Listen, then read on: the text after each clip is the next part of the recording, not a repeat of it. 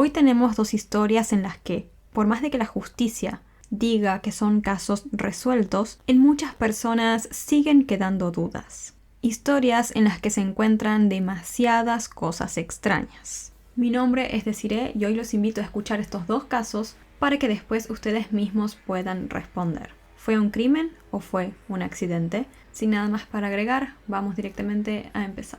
Nos ubicamos en Marietta, Ohio, Estados Unidos, en el año 2011. Shelaisha Davis tenía 20 años. Era una persona feliz, alegre y amante de la diversión. Amaba a su hermana y a su madre y tenía una excelente relación con el resto de su familia. El día 19 de noviembre de ese año, Shelaisha salió de su casa alrededor de las 5 de la tarde para pasar tiempo con Christine Berchtold, una de sus nuevas amigas. Ellas aún no se conocían muy bien, pues solo eran amigas desde hacía 2 o 3 meses. A la misma reunión se unieron algunos hombres, Jordan Campbell y Freddie Scott, y otra amiga llamada Katie Nelson.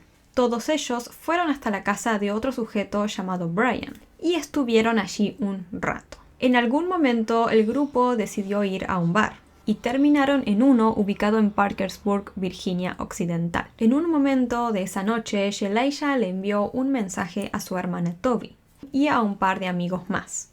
Hasta que a las 3:28 am, Shelaisha llamó a su hermana y le pidió que la recogiera en una gasolinera. Toby, la hermana, escuchó de fondo en la llamada telefónica que Shelaisha le pedía a su amiga Kristen que le devolviera las llaves. Luego, 5 minutos después, a las 3:33 de la mañana, Shelaisha llamó a su hermana una vez más. Esta vez le pidió que cambiaran el lugar de encuentro. Shelaisha le dijo a su hermana que ahora quería que la recogiera en una parada de descanso ubicada en la salida de Williamstown. Durante esta llamada, Shelaisha se puso histérica, llorando de una manera muy angustiada. Ahí fue cuando su hermana comenzó a preocuparse. Luego, Toby escuchó a Shelaisha gritarle a su amiga Kristen, insultándola, demostrando que estaba muy molesta por algo. Shelaisha apenas le pudo responder a su hermana cuando ésta le preguntó qué era lo que estaba pasando. Simplemente le dijo: "Te lo contaré cuando vengas a recogerme". 9 minutos más tarde, a las 3:41 de la mañana, llegó una llamada al 911. Aquí es justo donde todo empieza a ponerse complicado y confuso. La persona que llamó al 911 dijo exactamente: "Todo lo que sé es que hay un auto. Están las luces encendidas, al lado de la barandilla. Algo está pasando allí, pero no pude ver a nadie alrededor".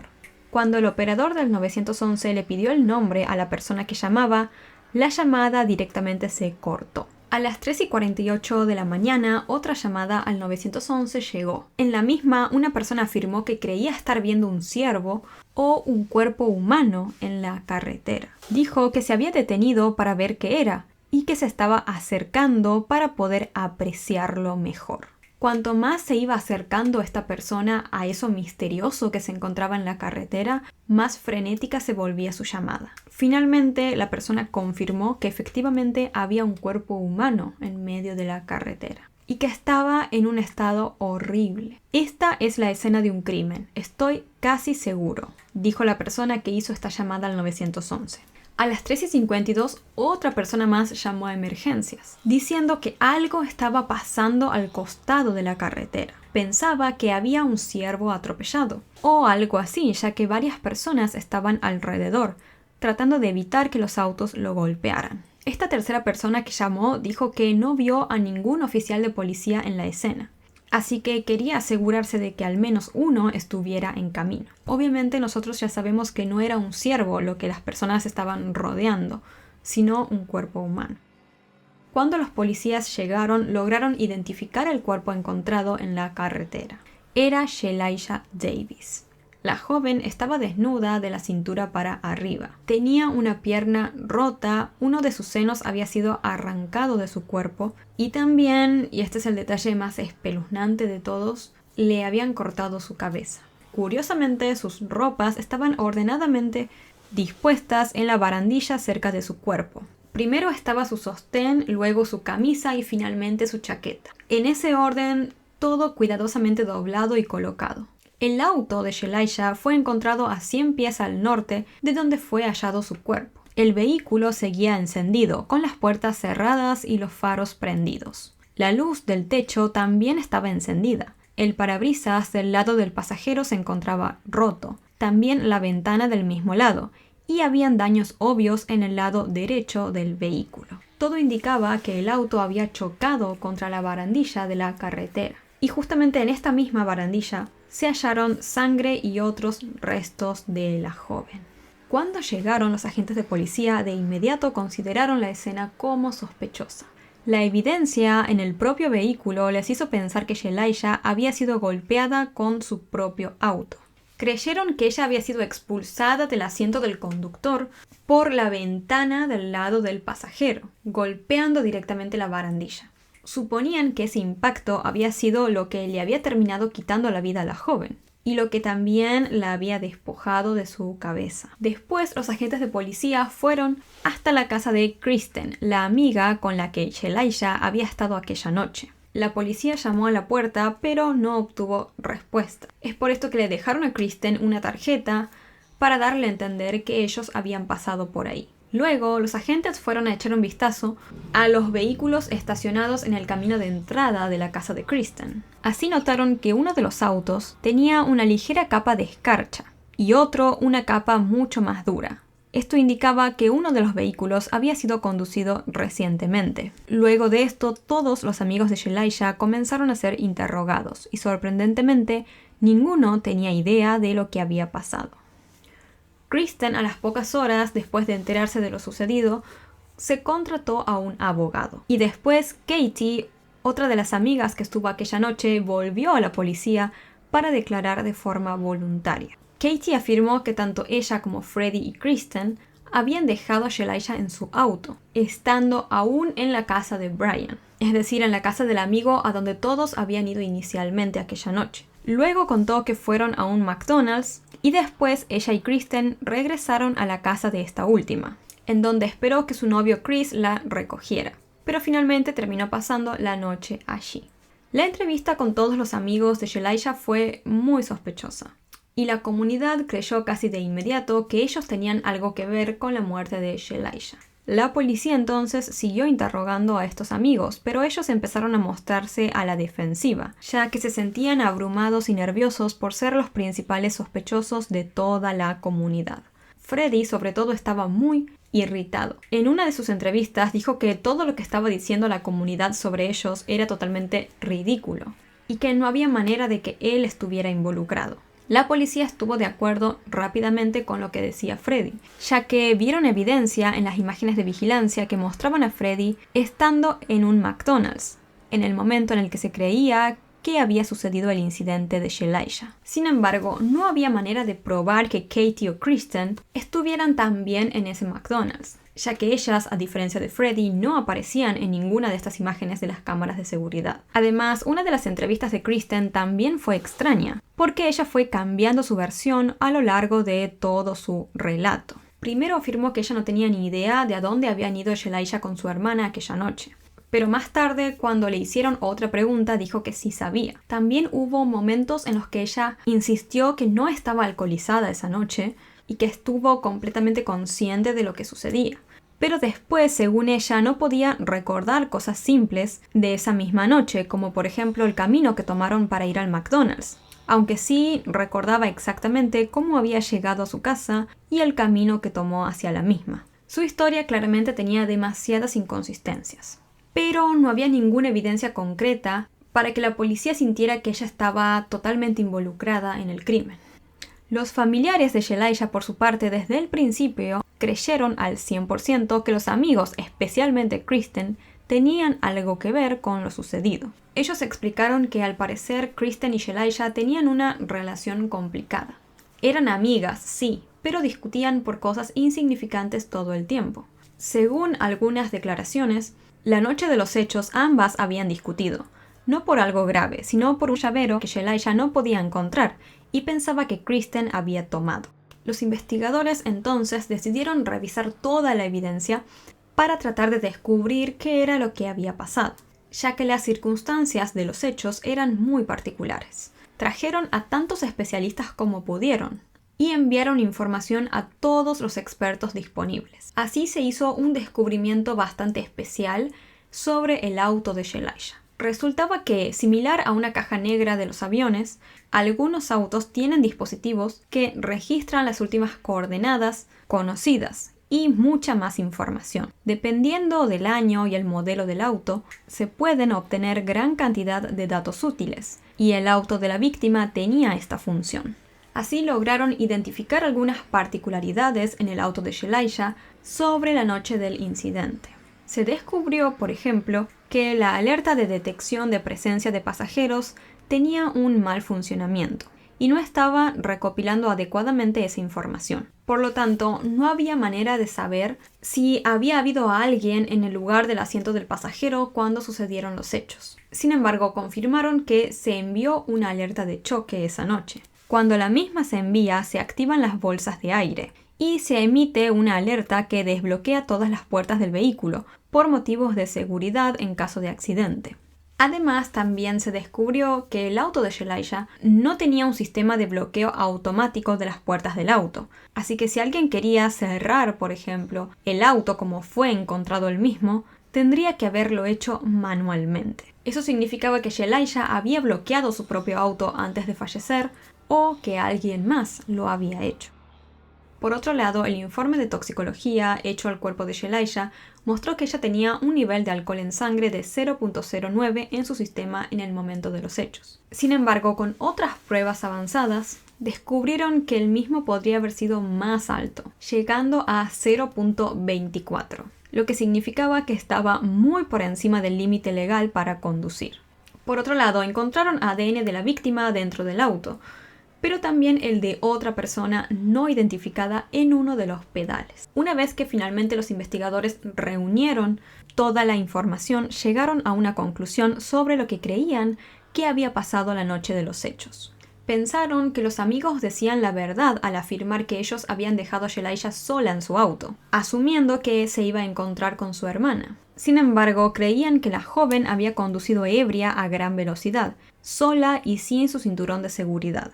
Debido a que la luz del techo del auto estaba encendida cuando este fue encontrado, pensaron que Shelisha estaba buscando algo en el vehículo, lo cual desvió su atención de la carretera. Posiblemente esta distracción la llevó a girar bruscamente hacia el lado derecho de la carretera, golpeando así la barandilla. Se creyó que ese impacto expulsó a la joven por la ventana del lado del pasajero. Entonces se dedujo que Shelisha quedó atrapada entre el auto y la barandilla mientras el vehículo aún seguía en movimiento.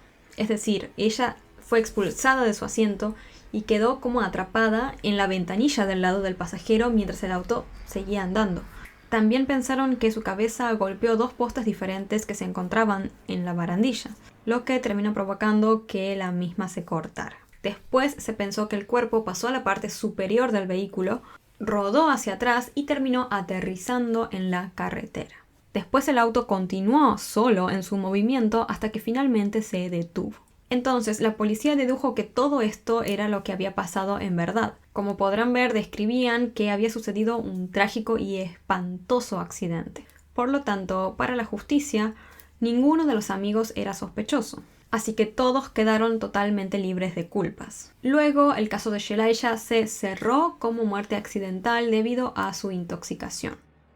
Sin embargo, hubo un gran grupo de personas que pensaban todo lo contrario. Creían que no se había tratado de un accidente, que aquí había una o más personas que habían cometido un crimen y que había un caso de encubrimiento policial. Uno de los principales factores que apoyaban esta teoría era que cada amigo involucrado tenía un miembro de la familia, padre o abuelo, que estaba o había estado en el departamento de policía local.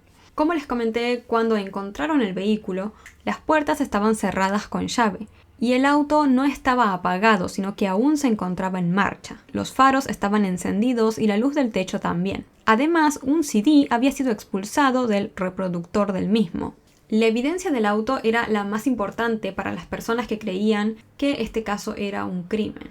Porque por un lado no había explicación que indicara por qué las puertas del auto fueron encontradas cerradas, siendo que todos para ese momento ya sabían que se había descubierto que se había activado la alerta de choque, y que por lo tanto todas las puertas deberían haberse desbloqueado automáticamente. Y además, como les comenté, también se había hallado que el modelo de auto de Shelisha no tenía bloqueo automático, por lo que alguien tuvo que haber bloqueado esas puertas manualmente. Esta realidad hizo que muchos miembros de la comunidad se enfurecieran con la policía, ya que parecían usar los hechos y las pruebas de la manera en la que más les beneficiaba. Otro motivo por el que la gente creía que había habido un encubrimiento era el uso selectivo de la información por parte de la policía. Esto llevó a muchos a sospechar que la verdad completa no fue jamás revelada y que algo más podría haber sucedido esa noche que jamás se dio a conocer. Otra cosa que indicaba que alguien más había estado en el vehículo con Shelisha aquella noche era el CD expulsado, pues no había polvo de la bolsa de aire en el CD, lo que señalaba que el mismo habría sido expulsado después del accidente. Y si Shelisha ya había fallecido, ¿quién sacó el CD entonces? Por otro lado, también se encontraron huellas dactilares en la ventana del auto. Muchas personas creyeron que estas podrían haber pertenecido a esa otra persona que pudo haber estado en el auto, ya que si las huellas dactilares habrían estado allí desde antes de que Shelisha falleció, el polvo que trajo el accidente se habría pegado a ellas, y eso no había sucedido. La policía, a pesar de todo esto, siguió afirmando su teoría de que no había nadie más en el auto con Shelisha. Sin embargo, los estudios al vehículo demostraron que no había manera precisa de saber esto, ya que, como les comenté, el mecanismo que detectaba más pasajeros dentro del vehículo funcionaba mal. La grieta que se encontraba en el parabrisas del lado del pasajero parecía indicar que la cabeza de alguien posiblemente golpeó el vidrio. Sin embargo, no había sangre ni cabello en el cristal, lo que hacía pensar que quizás este no había sido el caso. Como les conté, la información oficial decía que el cuerpo de la joven había sido catapultado a la parte superior del auto y que luego rodó hacia la parte trasera. Esto explicaría por qué se encontró sangre en la parte del maletero del auto. Sin embargo, no habían abolladuras ni daños en esa parte superior del auto. Y si un cuerpo habría rodado por ahí, mínimo algún daño tendría que haber. Por otro lado, si Shelisha fue decapitada al ser arrojada del auto, ¿por qué no había sangre en el interior del mismo? Eso era algo que se preguntaba mucha gente. Otro detalle era el lugar donde se encontró la sangre en la barandilla, pues esta no estaba en el lado del interior, es decir, el lado que apuntaba a la carretera, sino del lado exterior. Esto la policía intentó explicar diciendo que Shelisha quedó atrapada entre la barandilla y que luego se inclinó hacia el exterior. Pero muchas personas encontraron extraño que la joven primero fuera expulsada del vehículo, cayera en la grieta, después se inclinara sobre la barandilla para recién comenzar a sangrar. Muchos miembros de la comunidad creían que Shelisha verdaderamente estaba parada en la parte exterior de la barandilla y que fue ahí donde le golpearon en la cabeza. Finalmente, no solamente estaba el tema de que no había sangre dentro del auto, no había prácticamente nada dentro del auto.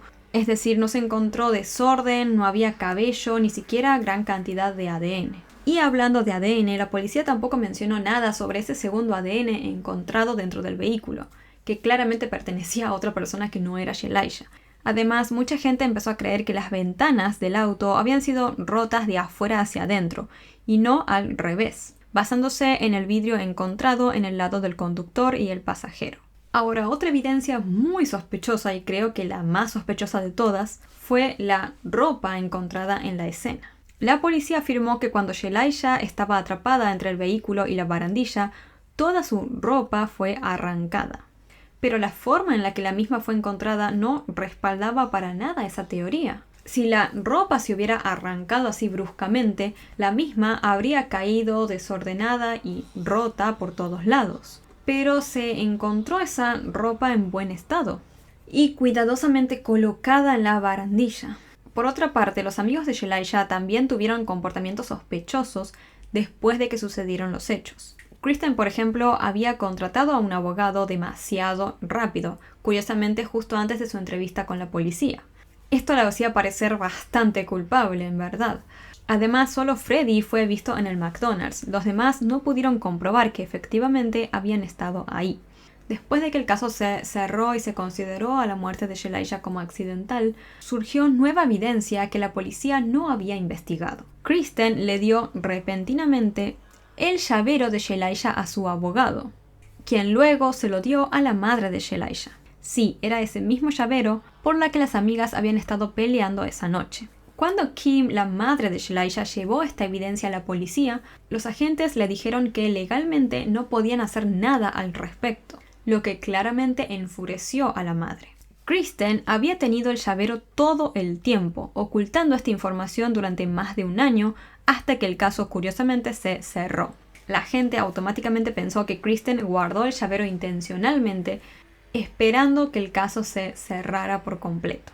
Años después, la joven hizo una publicación bastante extensa en su Facebook, intentando limpiar su nombre desesperadamente, porque el hecho de que la comunidad la considerara culpable estaba afectando su vida. En la publicación, Kristen explicó que ella tenía el llavero de Shelisha porque esa noche fue recogida por una amiga, quien la llevó a casa de Brian. Kristen dijo que decidió dejar el llavero en casa de él porque no quería andar cargando tantas llaves, solo las necesarias. Sin embargo, muchos creyeron que todo esto era solo una excusa, pues si Kristen fuera inocente y quisiera descubrir la verdad de lo que le había pasado a su amiga, habría entregado las llaves desde el principio. Según Kristen, los padres de Shelisha fueron a su casa aquella mañana después del incidente.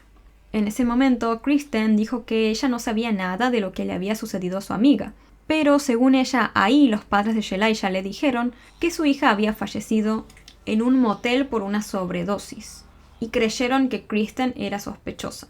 Al parecer, los padres de Shelisha habían ido a ver a Kristen con esta historia inventada con la esperanza de que ella confesara algo, pero claramente no lo hizo.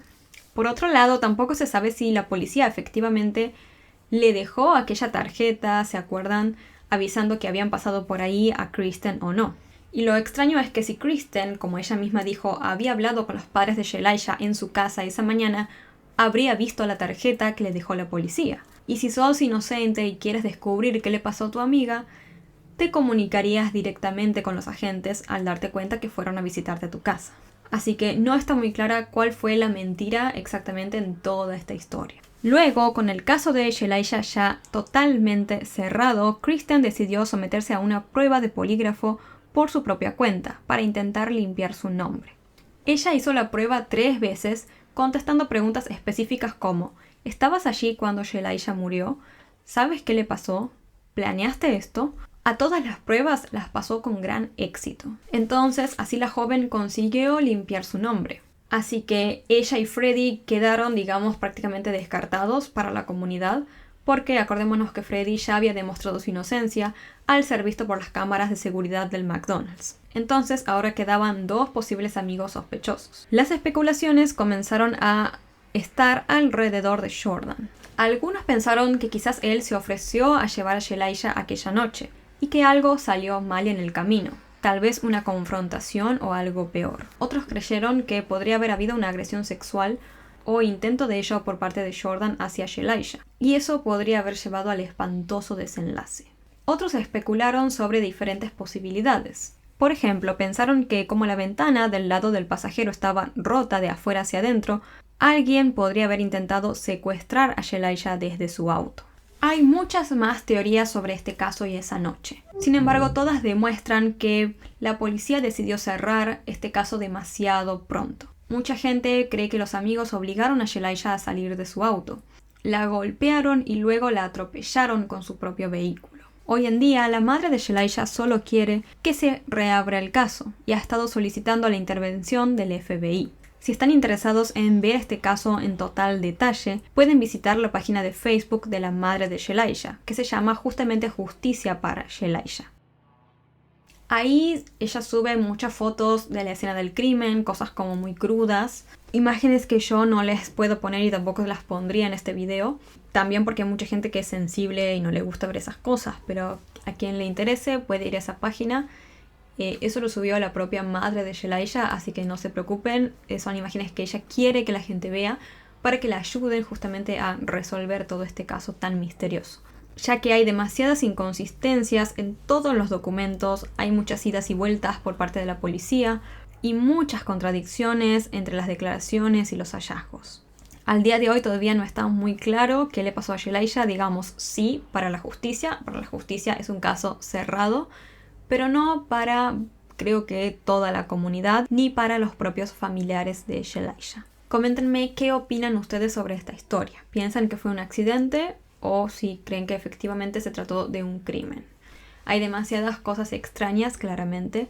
Y si la madre de Shelayah, creo yo, publica todas esas imágenes tan crudas y toda esa información, es porque en verdad desea que la ayuden para que su hija en verdad pueda tener justicia en caso de que lo necesite. Y si consideramos que el caso fue un accidente, creo que una vez más es una historia que nos recuerda lo importante que es no conducir si bebido alcohol. Ni siquiera un poquito, ni siquiera si pensamos que apenas estamos a un poquito y que no va a pasar nada, o sea, no.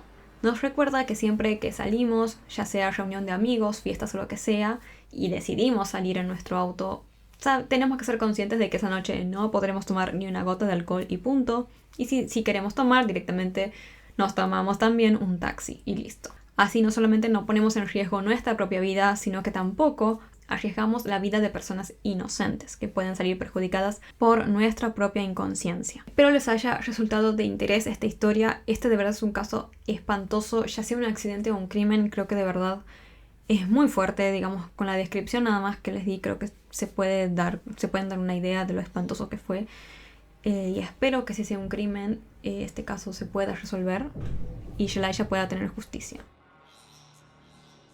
La apnea es una disciplina fascinante que combina la habilidad física y el dominio mental para retener la respiración bajo el agua durante periodos prolongados. Se practica tanto como deporte competitivo como recreativo. En su forma más básica, la apnea consiste en sumergirse sin equipos de respiración, confiando únicamente en la capacidad pulmonar y en la técnica para permanecer bajo el agua. Los apneístas entrenan para mejorar su capacidad pulmonar y la eficiencia en el uso de oxígeno. El control del ritmo cardíaco y la mente juegan un papel crucial, ya que mantener la calma es esencial para prolongar la apnea de forma segura. En competiciones, los atletas se desafían a sí mismos en diferentes modalidades como apnea estática, donde se mide el tiempo que pueden estar bajo el agua sin moverse, apnea dinámica, nadando distancias bajo el agua, y apnea de profundidad, descendiendo verticalmente sin límites. La apnea no solo exige fuerza física y técnica, sino también un profundo entendimiento del cuerpo humano y sus límites. Además de ser un deporte extremadamente exigente, para muchos es una forma de conectar con la naturaleza y explorar la tranquilidad del mundo submarino, impulsando a los apneístas a nuevos récords y descubrimientos personales bajo el agua. La apnea surgió como una habilidad de los pescadores antiguos para recolectar alimentos bajo el agua sin equipos. Así evolucionó hasta convertirse en un deporte moderno. Esta práctica ancestral se encontraba en culturas alrededor del mundo, como pueblos indígenas de las costas y los buceadores japoneses ama. La apnea es en general un deporte de riesgo, ya que practicarla conlleva riesgos extremos debido a su naturaleza extremista de tener que contener la respiración bajo el agua por periodos tan prolongados. Uno de los peligros principales es la hipoxia, que sucede cuando el cuerpo no recibe suficiente oxígeno. Esto puede llevar a la pérdida de conciencia y en casos extremos a daño cerebral irreversible o incluso la muerte. Además, la apnea puede causar barotrauma, una lesión debido a los cambios de presión bajo el agua que pueden dañar los pulmones y los oídos. La hipercapnia, un aumento del dióxido de carbono en la sangre, también es un riesgo. Esta afecta al juicio y a la capacidad de respuesta del apneísta. Los deportistas de apnea también deben enfrentar la posibilidad de desmayos bajo el agua, lo que puede ser fatal si no hay ayuda inmediata disponible. Por ello, la formación adecuada, la supervisión constante y el respeto de los límites personales y físicos son fundamentales para practicar la apnea de forma segura y responsable. Audrey Mestre nació en Francia en el año 1974. Desde pequeña, Audrey sintió que tenía una conexión especial con el mar. Su padre, un buzo experimentado, le contaba historias fascinantes sobre las profundidades del océano, y esas historias encendieron en ella una pasión que nunca se apagaría. Cuando era niña, Audrey pasaba mucho tiempo en la playa, recogiendo caracoles y observando los peces bajo el agua. Su curiosidad por el mar crecía cada día que pasaba. No solo le gustaba estar cerca del agua, sino que también soñaba con descubrir los secretos que se escondían bajo la superficie. Así, con solo 13 años, Audrey ya tenía una experiencia considerable como buceadora. aunque tuvo que esperar a cumplir los 16 para obtener su certificación completa, según las normativas francesas. Audrey decidió que quería dedicar su vida a explorar el mar y las criaturas que lo habitaban. Fue así entonces como, después de terminar la escuela, se mudó a México para estudiar biología marina. Sus amigos y familiares la apoyaron en su decisión, sabiendo que el mar era su verdadera pasión. En México, Audrey se sumergió, literal y figuradamente, en sus estudios.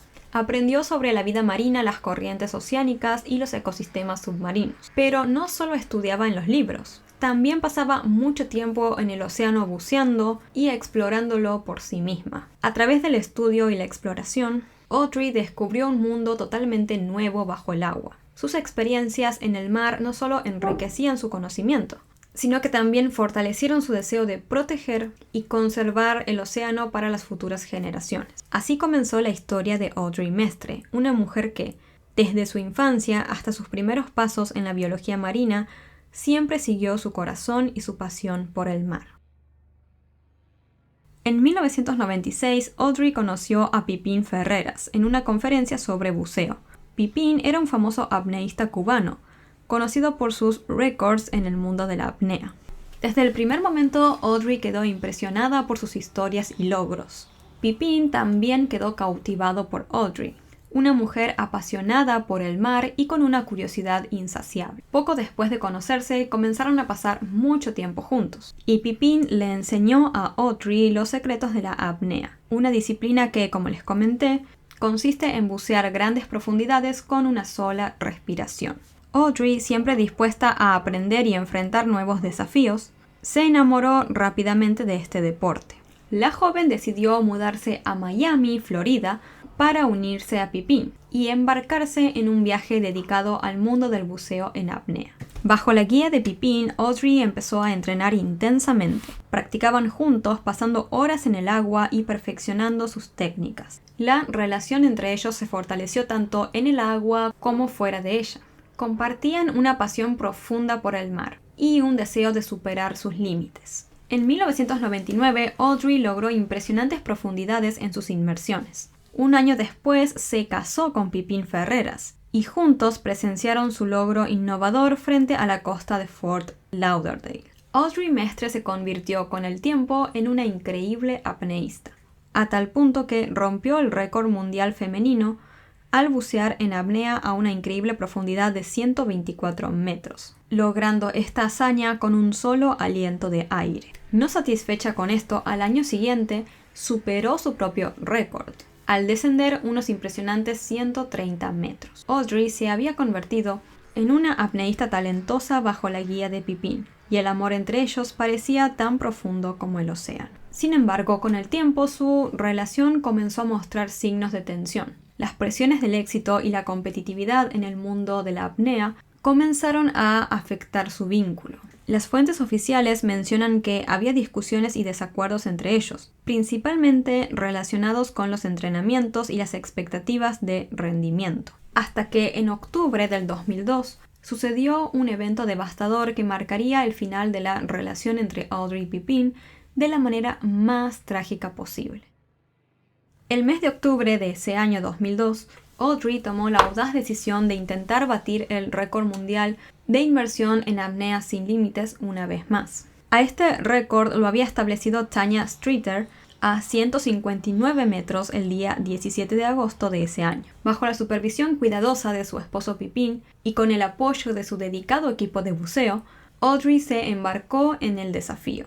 El 4 de octubre de ese año practicó cerca de la playa de Ebey en República Dominicana, alcanzando una impresionante profundidad de 166 metros, estableciendo así un nuevo récord personal. Con más entrenamiento intensivo y preparación para buceos profundos, Audrey se propuso superar sus límites aún más el día 12 de octubre, con el objetivo de hacer un descenso de 171 metros. Aquel 12 de octubre fue un día de sol brillante. Audrey estaba completamente preparada para superar su logro anterior. El plan era simple en teoría, pero complicado en la práctica. Audrey utilizaría un sistema de lastre que la ayudaría a descender rápidamente, y luego se despojaría de él para comenzar su ascenso. Todo estaba meticulosamente planeado para garantizar su seguridad. Ella iba acompañada por un equipo de expertos y su esposo Pipín Ferreras. Todos estaban preparados para ayudarla y garantizar que todo saliera según lo planeado. Ese día comenzó con nervios y emoción. Audrey y su equipo se desplazaron en una embarcación hacia el lugar de la inmersión. El mar estaba tranquilo y el clima parecía perfecto. Audrey realizó sus últimos preparativos antes de la inmersión, ajustando su equipo y preparándose mentalmente para el desafío que tenía por delante. Su entusiasmo era palpable y su determinación inquebrantable. Cuando llegó la hora, Audrey, con mucha concentración, inició su inmersión. A medida que descendía, la joven se fue adentrando en las profundidades del océano. Todo parecía estar en orden al principio, y Audrey logró llegar a su meta. Sin embargo, cuando llegó el momento de liberar el lastre para iniciar el ascenso, algo salió mal.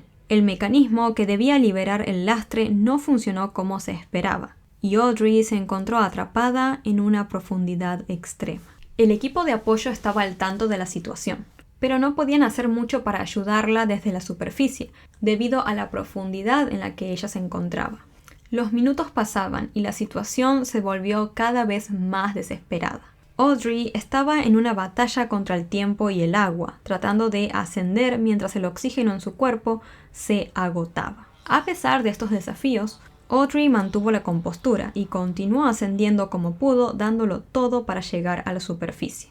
Aproximadamente a los 3 minutos y 50 segundos después de la inmersión, el ritmo de ascenso de Audrey disminuyó gradualmente. De repente la joven perdió el conocimiento durante 15 segundos, antes de que Pascal Bernabé, un miembro del equipo, la interceptara a una profundidad de 123 metros. En ese momento Pascal se dio cuenta de que Audrey estaba inconsciente. Este giro inesperado hizo que Pascal se sintiera inseguro de continuar ascendiendo, por lo que preparó para entregársela a Audrey a otro ayudante. Lo que inicialmente se esperaba que fuera una inmersión de 3 minutos, se extendió a más de 8 minutos y medio. Pipín, el esposo de Audrey, equipado con su equipo de buceo, descendió para evaluar la situación. Cuando llegó a donde estaba su esposa, Pascal le transfirió a Audrey a Pipín para iniciar la fase final del ascenso. Al llegar a la superficie, Pipín intentó reanimar a Audrey desesperadamente, pero sus esfuerzos fueron en vano. Audrey aún tenía pulso al sacarla del agua, pero no hubo una atención médica inmediata y los intentos de reanimación en el agua fueron insuficientes. Trágicamente, Audrey fue declarada muerta al llegar al hospital en la costa. Fue un momento devastador para todos los presentes y para el mundo del buceo en general. La tragedia inicialmente se atribuyó a un fallo en el equipo y a las extremas condiciones de la inmersión. El día 13 de octubre del 2002 se llevó a cabo la autopsia de Audrey. El informe mencionó que no encontraron drogas ni alcohol en las muestras de sangre y orina. También observaron un agrandamiento de los pulmones de Audrey, una característica común en buceadores libres altamente capacitados. Según las investigaciones sobre la causa del incidente, el principal problema surgió cuando Audrey descendió a más de 170 metros de profundidad. Como les conté, ella usaba un sistema de lastre para bajar rápidamente, pero el equipo tenía un diseño complejo. Para subir de vuelta a la superficie, Audrey debía deshacerse del lastre, que estaba compuesto por 2 sistemas, un lastre principal y uno de emergencias.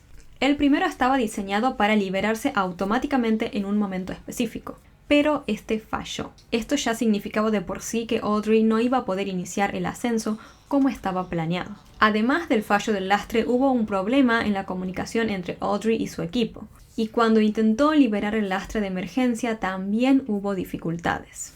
La falta de comunicación efectiva y el equipo defectuoso hicieron que la situación se volviera desesperante. Audrey se quedó así atrapada en una profundidad extrema, y el tiempo le jugó en contra. A pesar de estos análisis con el tiempo, surgieron especulaciones y teorías sobre la posible implicación de Pipín Ferreras, el esposo de Audrey, en su fallecimiento.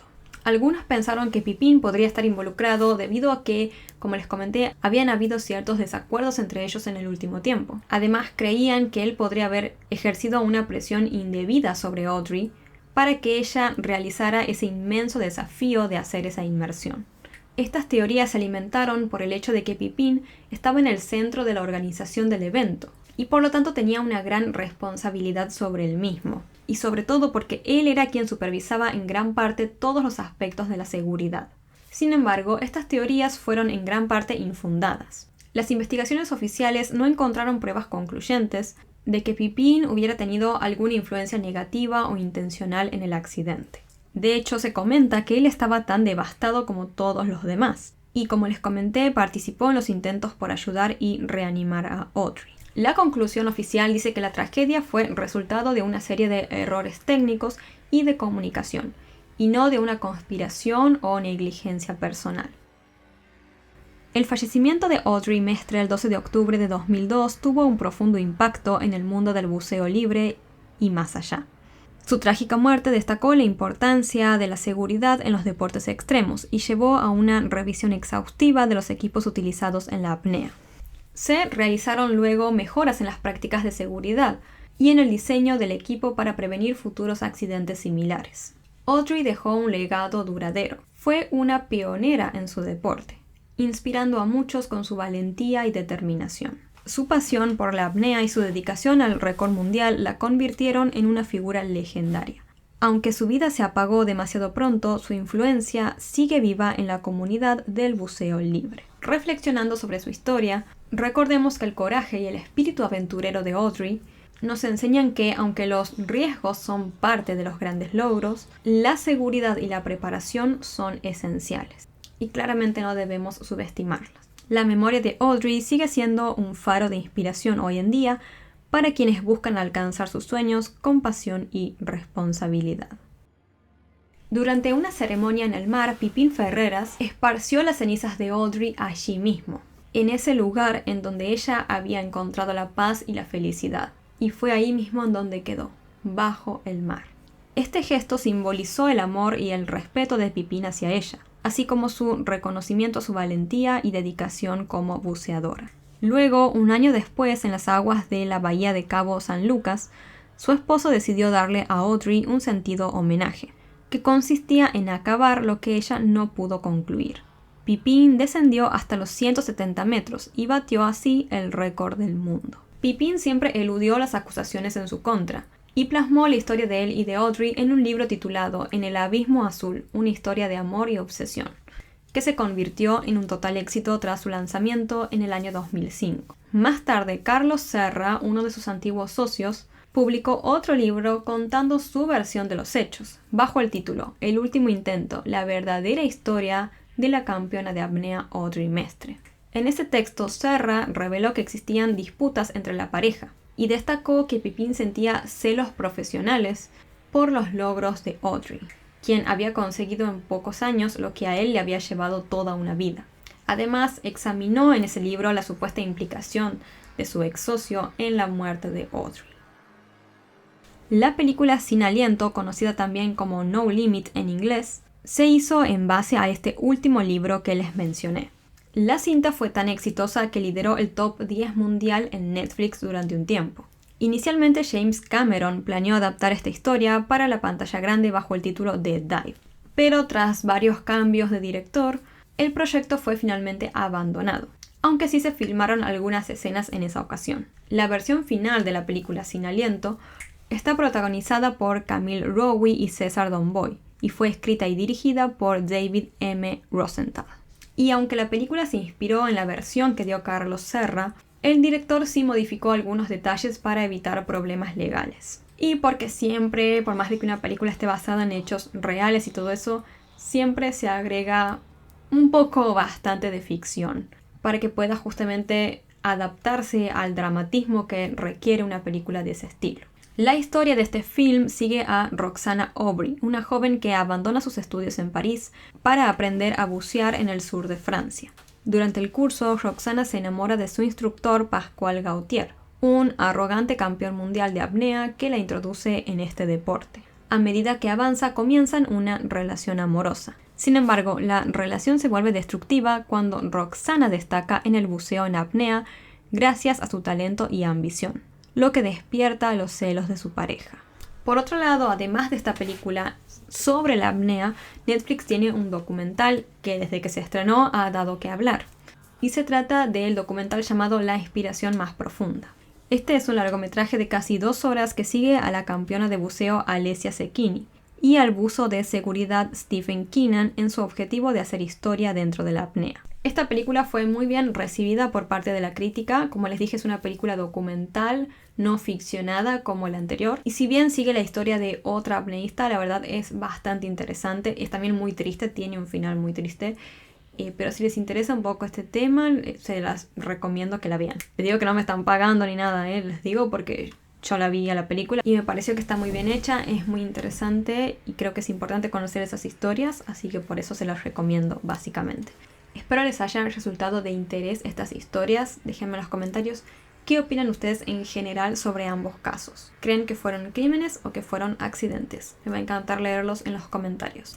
Esto fue todo por hoy. Antes de irme les voy a mandar un saludo enorme a todos los miembros del canal, que son Laura Elena Garrido, Jacqueline Castellanos, KL y Sandra Escobar MD.